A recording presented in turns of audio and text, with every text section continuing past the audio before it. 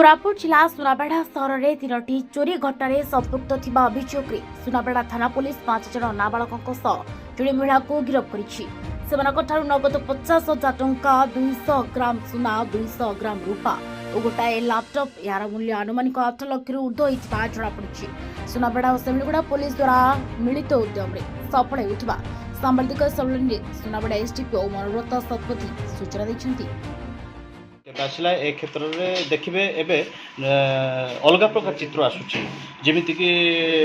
18 वर्ष रु कम भितर पिला आसुँच से भितर झील मैंने सामिल होती कौटी ना कौटी एमाने बोधे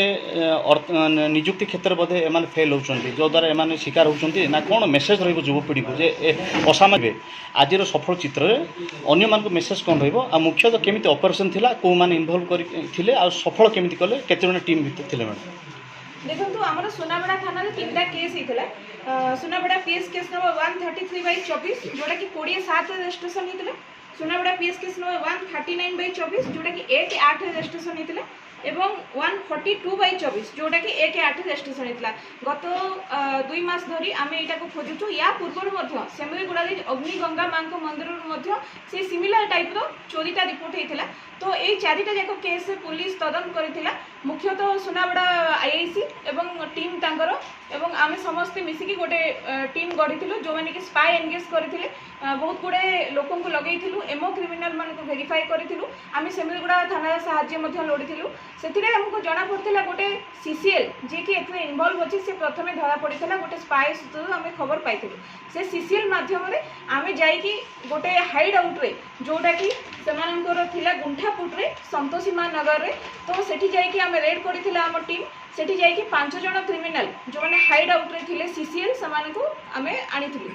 समान को इंट्रोगेशन करिथिलु इंट्रोगेशन कला परे जना पड़ला जे जणे लेडी अछंती जहा को से स्क्रैप डीलर जणे जहा को से सब जिंस दउचंती जोडा कि बिकी कि तांको पैसा आनिबा पई कि तांको मुख्य उद्देश्य थिला से सब पैसा उपार्जन करिबा तणु कहि से तांको सब दे देथिले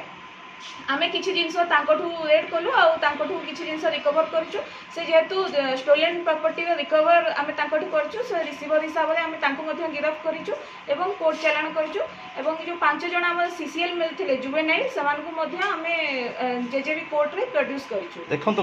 देखो लोक तो निहाती सचेतन रहा कथा कौन पाई जेतेबेले लोक मैंने घर छाड़ी जाउछंती से माने प्रॉपर ताला पकेवा कथा प्रॉपर वेरीफाई करवा कथा आजिकली बहुत गुड़े चोरी नोटिस होची तेणुक मंदिर गुड़ाक सीसीटीवी लगेवा कथा बिना सीसीटीवी रे डिटेक्शन करवा बहुत कष्टदायक होता है एमओ क्रिमिनल मान को वेरीफाई करी आम सफलता पाई पारछु तेणुक मु कहबी समस्त को समस्ते निज निज घरे जन को रखिकी जातु किंबा प्रॉपर ताला पकेकी जातु निजर सुरक्षित भाव में रखिकी जातु जहाँ भी कौन सब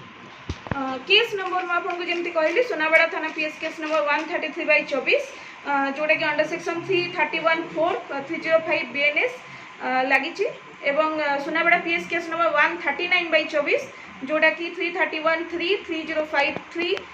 35 बीएनएस लगी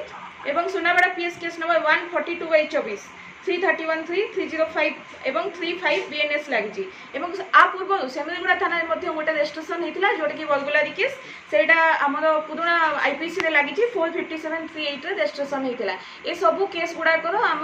बर्तमान पाई परिछु जहाँ भी डिटेक्शन होती सब केस गुड़ाकर डिटेक्शन होती ऑर्नामेंट जो मान को घर जाइथिला से मान को डकरा करा गला कि नहीं से मान को हस्तांतर करा जिवो केबे कोन का हस्तांतर करे पे हम गोटे टीआई पैरेड खूब शीघ्र ऑर्गेनाइज करिवो बिना टीआई पैरेड रे सेटा देई होबनी तांको तेणु करे एटा को मान को किछि जणा जो मान अभियोग थे से मान को भीतर अन्य कारे हां नहीं से मान को मध्य जो माने अभियोगकारी करथिले जहा जहा सुना से माने डिस्क्रिप्शन में देथिले डिस्क्रिप्शन मुताबिक आमे तांको जब्त करिछु सेही मानकर मध्य जणा पड़ुछि। Okay thank you. Koraput Venkatesh Rao की रिपोर्ट प्रसार न्यूज।